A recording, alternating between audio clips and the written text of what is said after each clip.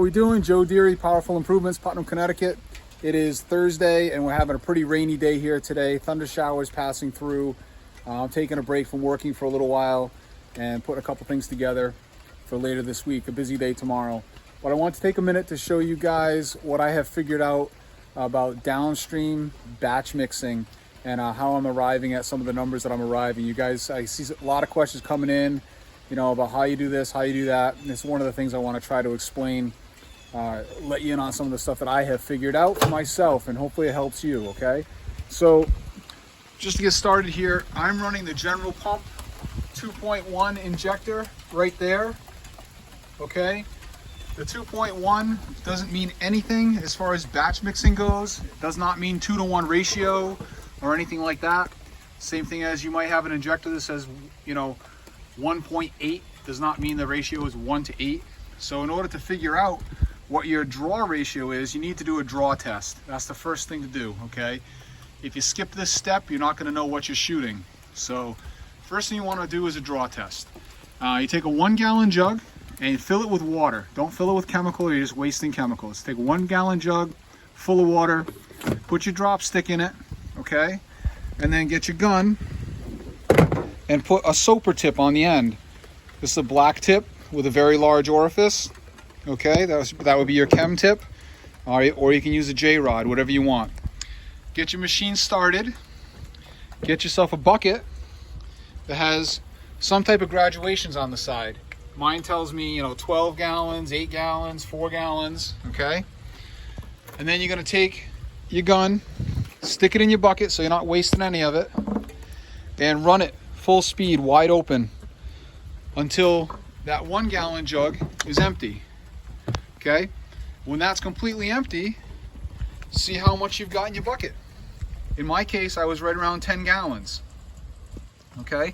So that tells me that my ratio chemical to water is going to be 10-to-1, okay? So in my batch mixing tank, which is the one I'm going to build for my jobs, I usually run this up to 15 gallons and it gets me a couple houses. Whatever I'm putting in that tank, I'm getting 10% of at the tip of my gun. Hopefully that makes sense. 10-to-1 is the easiest ratio to figure out. All right, so whatever goes in my batch tank comes out of the tip at 10%. So for some easy numbers, I made this little chart. All right, this is showing you, that I've got SH, straight shock, at 12.5%, and my ratio is 10-to-1. So if I were to mix a batch 3-to-1, 3 gallons of shock, 1 gallon of water, I would be at 9%, a little over 9%.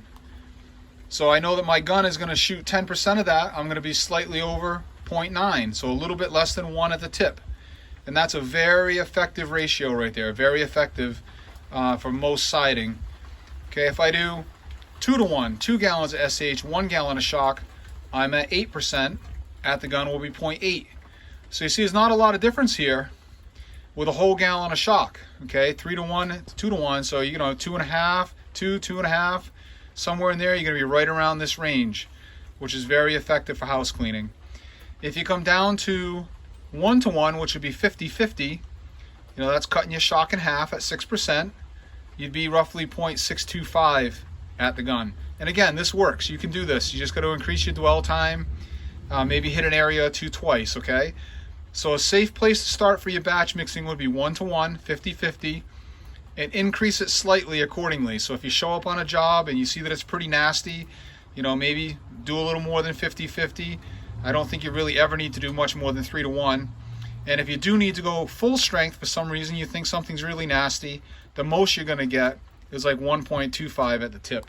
So it's not going to be effective for roof cleaning or anything like that, but it's very effective for cleaning Trex decking, siding. It's a good concrete pre-soak, doesn't hurt. It's also a good post, okay? So that's how I found out what I want to shoot or what I'm shooting, and it's been very effective for me. Hope this video helps some of you guys, and have a great week.